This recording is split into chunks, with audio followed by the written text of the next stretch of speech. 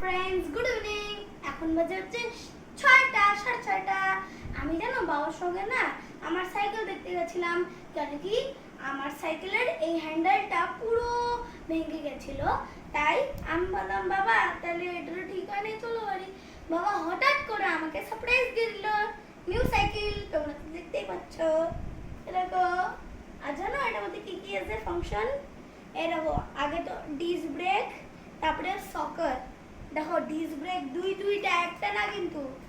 এই দেখো, দাঁড়াও দেখাই দেই। আরে দেখছো ফ্রেন্ডস? তাহলে আমি ঠাকুর ঘরে নিয়ে যাই, এটাকে ঠাকুরকে দেখাই দে। বাই।